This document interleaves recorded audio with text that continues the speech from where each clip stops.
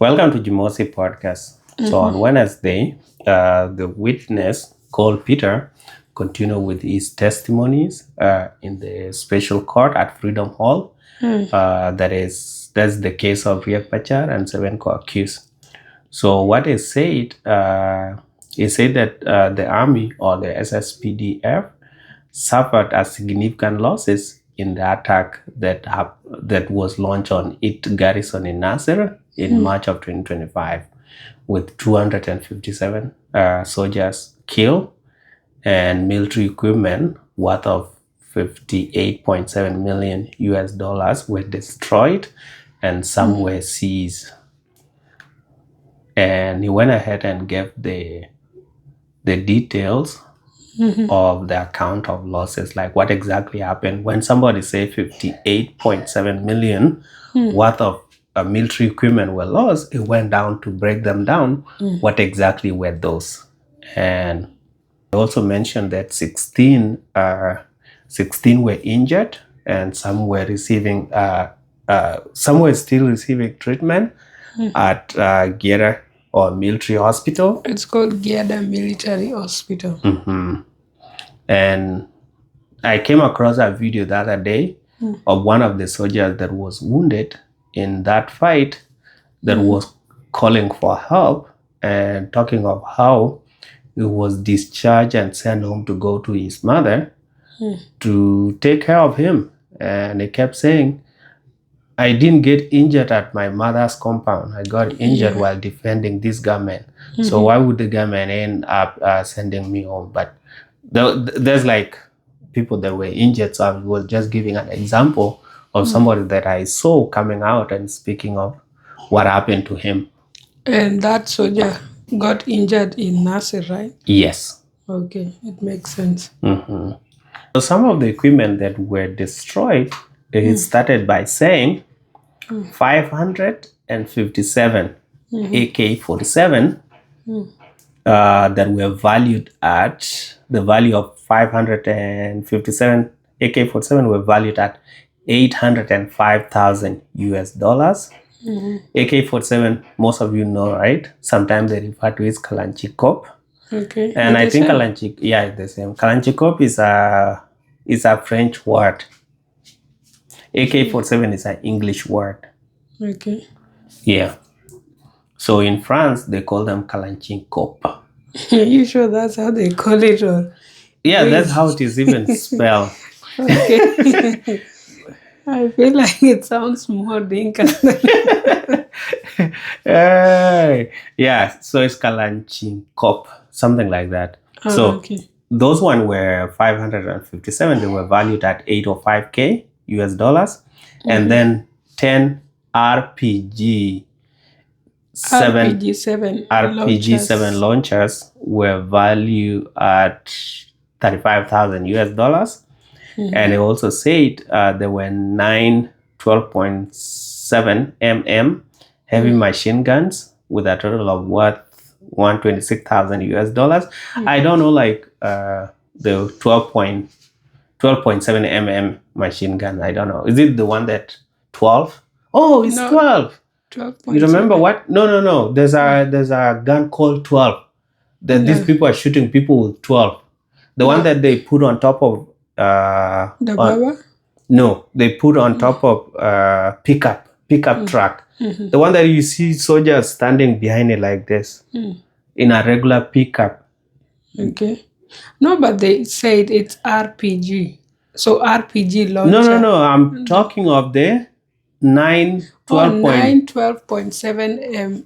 That is millimeters. Heavy machine gun. Yeah. So the millimeters, I think that's like the size of the bullet or something that it launches. This is why I'm telling you there's a gun called 12. Okay. That South Sudanese say these people are shooting people with 12. And that's the gun that I'm saying that you know, a pickup truck, right? Yeah. A small pickup. There's that gun that these people always stand behind it. They usually place it like in they the make middle. It stand in the middle of the pickup truck, like an open truck, and then they'll just be turning around with it. Yes, and somebody with it. Okay. They call it 12. They don't put the 0.7. So I think that's the That's the gun they are referring to, 12.7 mm machine guns. Yeah, because it's a machine gun. And there were 9 in number. Yes. Total value of They were valued at $126,000 US. And there were some armored personal carriers, APCs. 7 mounted. They were valued at $49,000 US. And then they had some heavy artilleries, such as 60.75 mm mortars. There were 8 in number. Yeah, 8 of them. They cost $67,000 US. And then 2 BM weapon 7 price, mm. valued at $450,000 US. The BM, I know South Sudanese call is BM. Oh, yes, that's the BM. When askianga BM, I'm like, that's the one word. It's BM. Yes, it's BM. Yeah, that's that one. Valued. There were two of them, and they were valued at $450,000. That's very expensive. Yes, that's why they always say that shoot people with BM. Yes, and then there were also 3 14.5 mm heavy machine gun valued at $135,000. 14, I have not heard of that gun name being pronounced in Dinka. Yeah, I've heard of AK-47. There's RPG. You have heard BM. Also of 12 BM. I know BM. Yeah. And then he also said there were 3 AON motor units. You know AON, right? Yeah. Kumbe AON inakwanga real. I thought that's a Dinka. AON. 3 AON. I think is the witness just pronounce it AON for easy understanding. Okay. But the English name is motor units. Okay. There were 3 of them valued at $675,000. And there was another one AON called 82 mm. 82. Yeah, valued at bought at $120,000 US. And several other small weapon systems. And he also said there was 4 mounted Land Cruisers that were valued at $280,000 US. So 4 of them each is like $70,000. Land Cruiser. Where? And the way I always like those big cars, SUVs. But you know, like when these people talk of Land Cruiser, do you think this is a regular Land Cruiser or this is a Land Cruiser which is a pickup like Land Cruiser? The UN ones? No, the one that is a pickup Land Cruiser. Oh, really? Yeah. You said mounted. 4 mounted. Could be, yeah. The one that have gun on it. That's why they say mounted. Yeah. In this case, it could be those trucks, like pickup trucks, but they are the one that we're having 12 on it. Yeah. Because 12 is not carried. I thought it's Land Cruiser like those cars for UN. I rarely see them here. No, not that one. Military people, those ones are for town. When it comes to the Land Cruiser that they mentioned, this is a Toyota brand. Yeah. So that one is for mostly when they talk of Land Cruiser, they refer to the pickup that are used by the army. Okay. And I think you have seen them in Sudanese war. That fight of RSF and I've seen the SAF videos with those ones. Yes. So those ones are some disturbing videos. Yes. And then there were 5 trucks costing $15,000 US. What trucks? I don't know cheap. That are that cheap. One is $3,000 each. Maybe it's those second-hand trucks. Yeah. And I feel like it's not these, let's say like German machines, those expensive cars. Maybe it's just some random things. Yeah. And then 2 large generators that were priced at $50,000. So that means $25,000 each. That's expensive. I didn't know that South Sudan government invests like that. Yeah, I thought they were just in the darkness there in Nasir. And there's long-range radio valued at $40,000. These are those radio calls for over. Okay. Where you can Communicate. long range. Can it? Okay, yeah, it's the long range For one, them the to one for the communicate, like, yeah, the one for the in the army, desert. where people go, Mike Delta, Papa Mike. I used to hear those ones. Over. Yes, because you remember. Okay, you don't remember. In Kenya, people used to use those ones to call people in South Sudan. So people, So why are you saying I don't remember? They used to say you are being called at jazz. They call them jazz. It's landline. It was like landline. It's like a landline, but it's a radio. Yeah. Because it's a radio, because like when somebody open a radio somewhere, they will say, tell that person to close the radio because it's interfering with the wave of the... With the wavelength. Yeah. There was one, I think, in group 49 or group 50. And then there was one around group 17. Yes. That's way back. I think at around 19, in the late 90s or early 2000s. I knew of it around 204. If you knew it in 1990s, then that's you. Now you want people to guess my age. The one that I know was around 204, 205. It was in group 17C. Yeah. And it was owned by a Somali.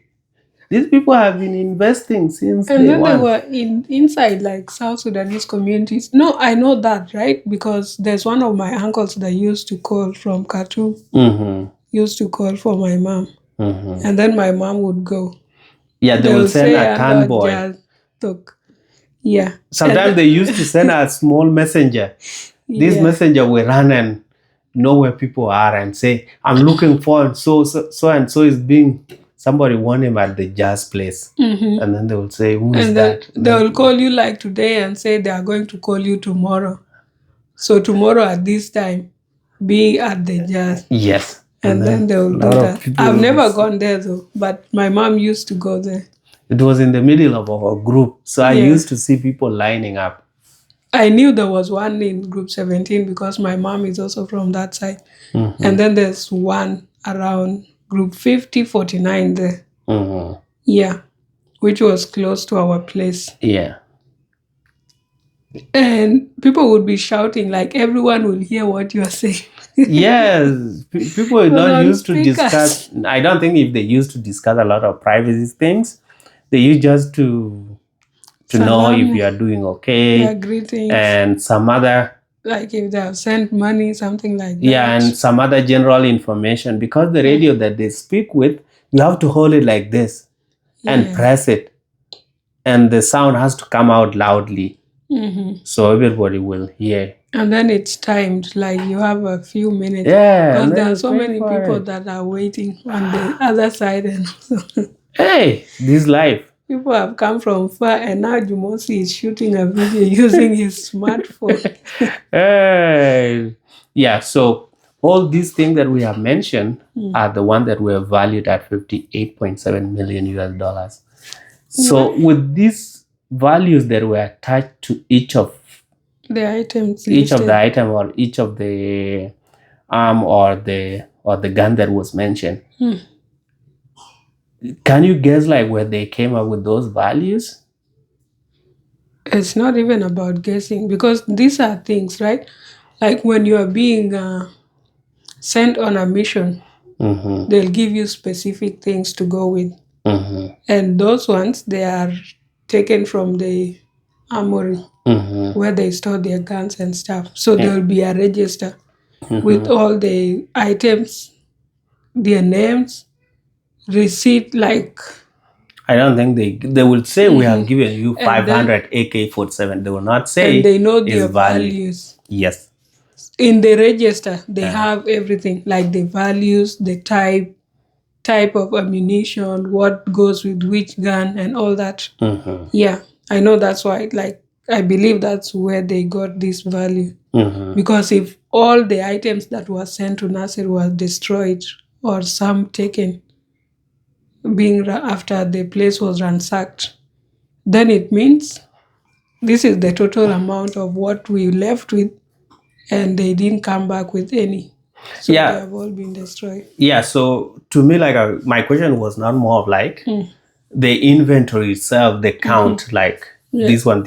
Yes, might have helped, but I'm looking at the dollar amount. Like, how did they end up saying that 557 AK-47 will be valued at 805,000 US dollars, and the other one BM and that kind of things. So that's why we're trying to ask, but you already mentioned it or you already answered it, but I'm just going to add that by saying when these people were purchasing these equipment, the guns, everything, because we don't manufacture them as South Sudanese, so we will not say it was the Sspdf that made their own. So they purchased it somewhere and they had to pay for it. So they were using the value of what they used to buy it at the time of the purchase. So they will just say this number of guns missing, value for each of them is this, multiply. So they were using the market value at the time that they were bought or the market value at the time of the calculation for this one. But is it the actual value of them? I would say no. Most likely, because you can look at you can approximate the value, right? They depreciate. Depreciation happen. Where especially yes. So for for example, for the vehicles, the 4 of them that were valued at 280,000. A car that has over 100K miles is still being valued at 70,000 US dollars each. They're using the value of buying it at that time when it's almost at 0 mileage or less than 100 kilometers. But now it has been driven for long. Its actual value is not 70,000 anymore. It can be like 30,000. But they're using the actual amount of what they were bought for at that particular time or at the moment, but not the actual value of it because they have depreciated with time. But that's not their real value. Even if they have depreciated in value, right? You could still use them at that stage. So, but now they are gone. So what happens? It's like you have lost your money. They don't have to look at what they have used them for over the last couple of years since they were purchased. So I really don't blame them that much. Like, so why are you still using the buying price during the time of purchase? Also, if you factor in inflation, then still. But like when you say it, as much as they were used, they can still be used. It reminded me of a story that Museveni was saying the other day, saying that during their struggle, what was important was the ammunition, food, and ammunition, foods, and gun. Clothes, that's how they pronounce them, clothes, in Uganda, were optional. And he said the reason why they were optional is because even a naked person can shoot you down. And you will see somebody with buttocks outside but can shoot you and kill you. So clothes were optional. But that would even confuse you, right? Like if you see a naked person, you think this is a madman. So he said it was food, ammunition, and guns. Those were the most important things. And then they say even a naked person. And then people on TikTok were actually drawing those people. And then they will show people with naked butts and say, can shoot you. It was really funny. So, so as much as those guns some of them were used over time, they were still valuable. And if some were taken, they're still being used now to kill other people. True. So you don't have to say its value has gone down. The same strength of killing somebody is still doing the same function. And like you said, that Kumbe they invest this much in Vita. That's true, and that's why, like they say, disarmament or this arms embargo or divestment in the army industry not in the army industry, In the armed in industry. the armed industry, is very challenging because these people are very rich. Those who invest in such production, and they have a lot to lose if the industry was to be shut down. So that's why you find there are some of those who actually back a lot of learning institutions in terms of giving them grants. They also support the governments, and they even sponsor politicians when they are vying for different positions. So that, like, if you are campaigning, politics is very expensive almost everywhere. So if a company approaches you and then says, yeah, we are going to finance your campaign, but in return, these are some of the policies we want you to advance once you win. No, that's like a trap, right? Yeah. Yeah. And if someone is financing your campaigns, because if you refuse, they're going to go with another person either way. Yeah. And that person is most likely going to accept their offer. Mm-hmm. And if you take it, then you have to come to the parliament and you push the agenda. So that's why they say this is like $1 trillion or something, whatever, multi-million or trillion industry. Yeah. Yeah, it's crazy. And when I was in university, there's this campaign that used to happen on campus of people asking the school that I went to de-invest, not to invest in those arm industries, to remove their money from there, because allegedly, or they already, like, some student knew that the school had invested some of their money in those arms whatever companies, and they were reaping from their profit that the arms were generating. They were saying, why would a school invest in an arm factory or an arm company that make arms and that make guns and ammunition and such kind of things? Why would a school do that? That was not only unique to your school, even my school, and I know most schools. Yeah. But you know the reason why they do that? These schools, they look at it from the perspective of the buyer. This gun is the business, and they don't see the negative side that the students were campaigning against. They see that the people that will buy these guns is the government, the police, and the army to defend the country. So to them, they don't see anything bad. It's not going into the wrong hands. But again, some people will come campaign on campus saying that these arms are sent to outside world to be used in those wars. In committing crimes against humanity. Yes. Yeah, so like the students and mostly the student unions, what they are coming with is that their debate is based on human rights perspective. Yeah, where the guns but are the sold schools, I feel like they are investing like in any other business. Yes. Where it's profit generating. Yeah, and that information is actually available online. It's a public information. Yes, because in these countries, in the developed world, everything is open to the public. Yes. The only thing that you might not see in the public is like internal procedures, but otherwise, all the investment, financial statements, that's where people get to find out, oh, kumbe our school is investing in ABCD. Yes. Yeah. And they are published each year after auditing. And all the schools are subjected, is a requirement to be audited because it's a public institution. Yes. Even like if you are private budgets, and you want people to invest or you want to take a loan, you have to be audited using a private enterprise accounting standards. Actually, everyone is audited. Like, there's no private.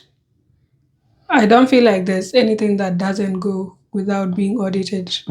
Yeah, either you are operating as a private school or a public school. You have to do your bookkeeping properly, your accounts, everything, account receivables and accounts payable, that kind of things. Yeah. Yes. And also, For transparency purposes. yes. So he also said that the Sspdf, the army, had informed the SPLMIO leadership that there was a rotation of SSPDF forces that was going to be done at Nasir Garrison, and in Arabic is called Wayaradiu. That how it is pronounced. Is that Arabic? Yes, it's Arabic. I Supposed thought they said also known as Wayaradiu.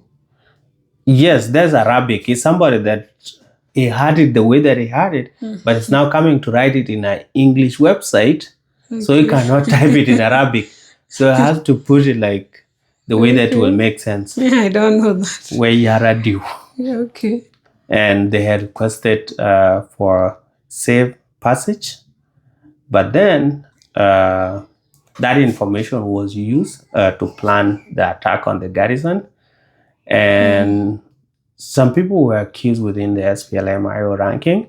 And Three high-ranking of position military officials. yes, and those one were Lieutenant General Gabriel Duoblam, who was by that time the Deputy Chief of Defense Forces, and then he was said he was among the first people to reject the order, and General Ye Dak, Deputy General for Operations and Deputy National Director Security Services. General.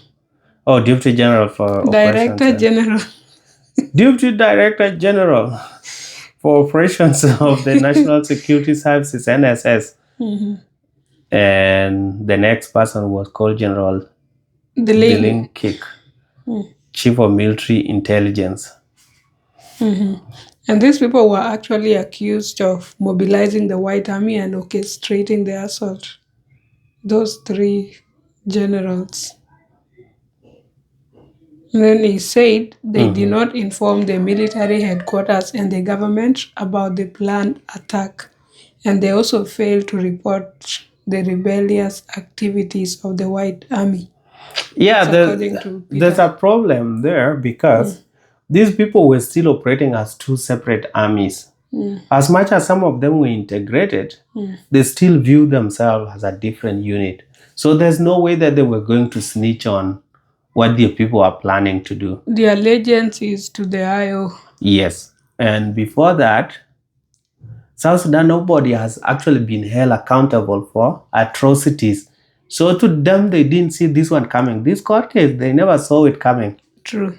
So they just knew that they will just keep quiet with it, and if anything happened, people will just run around, and then we divide ourselves based on tribes or based on armies, and people just fight. So nobody knew that at one point you will be held and be told you didn't do this, you didn't do that, because we have never done that since the 70s, since the 60s. It has always been fight, and then we say we have just talk of since 2005. Because we don't know in the 60s what was happening. Where were you? You read books. The difference between you and me is that I read books to know what happened when I was not there. The difference between you and me is between that you and I. And I did political science. So believe me. The difference between you and I is that I read books and history to know of things that happened when I was not there. That sounds like something that Senator Sifuna would say. No, Miguna said that. Even Sifuna would say something like that when he was talking to the class 3 dropout. So Miguna was talking to Dr. Kingori, and he told him, what your great-grandfather fought for is this. Then he said, I was not there to know. Then I said, now you see the difference between you and I is that I read books to know things that happened when I was not there. Miguna is not a good person. Yes. And then another video was played, and some of photographed, and in one of them, 6 injured SSPD soldiers were captured and then killed by the White Army. I think a lot of, like, this one has been in the public domain for quite some time now. Yeah, the video clip was actually dated March 7th, 2025. I believe that's when a lot of damage happened. Yeah. And then, and still the day military investigation into the attack started drawing military, those were just their own things. And yeah, like, the thing with how these things are, the atrocities when they are committed, they are never shown in public. They are committed and then people just go about their business. So people will just, like, people that saw it will say, oh man, what happened was really bad. And then it ends with them that saw it. It's like, how bad.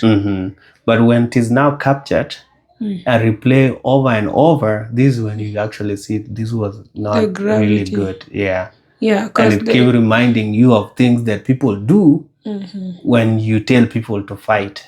Yeah. Also, they said another video showed White Army members celebrating their takeover of the Army Garrison from a Land Cruiser. Further footage and photographs from April 20th depicted Sspdf personnel recovering the bodies of their comrades and burying them in a mass grave after the garrison was recaptured. Yeah, those ones were there. You remember those photos that came out and people were making fun, a lot of different things that people were saying. Yeah, but it is what it is, man. This is like what we were talking about yesterday, right? In that reaction to Aquanwall's surgery, whereby we said some of these people that died were never given any sort of treatment. There's no send-off package. Their families just remain like that. And this is what they have already said in court, that some of those people were buried in mass grave. So that means there's no closure to their families. And the president doesn't really seem to care. As much as this court case is happening, those people need to be compensated. Even the flag of South Sudan was not lowered to honor the over 250-something people. So people are just there to eat in this government, man. Nobody really care about anybody. It's a bullshit country. Anyway, that's what was said on Wednesday. And cross-examination of the prosecution team, the witness, was also completed. So tomorrow, November 28th, what is going to happen is that the defense team are going to cross-examine Major Peter. Yeah, the Major Peter, the witness. So everybody given a chance to ask the witness of what all those that they have said. So the defense team are working on some of the questions, and they're going to ask him, and that's how they will go. And that's how the case will proceed, and then we go to the second witness, and we keep going like that. But I think that the rest of the witnesses are going to take shorter time. Because I think this was the guy that had a lot of things to say. Information, because he was part of the committee, right? Yes. And they actually said that the committee's findings were based on field operations, that is field operations reports, military intelligence, a report from the Joint Verification and Monitoring Mechanism, JMVM, and testimonies from individuals present during the incident. So this is someone that was there, present when the attacks were happening, and was also part of the investigation. So he kind of has a lot of details, and that's why he even had a list of all those items by giving specific values and their total numbers. And also the prosecution indicated that Dr. Machar did not condemn the killing nor establish a committee to hold the perpetrators accountable, which he stated was a violation of international agreements. These people never do that. They don't do it, and it was not going to be his first time doing that. But now that people have started seeing that in future you'll be questioned, why didn't you do this? Then they might do it in future for the PR. Yeah. Just to show that, like, when this happened, They actually, care. that I actually did this to show that I care for them and so kind of things. And even but even the president did not even, like I mentioned before, these soldiers were not honored.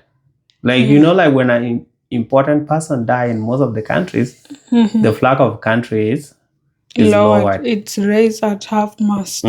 But in this case, like over 50-something people and a general were killed. Over 250. Over 250 something.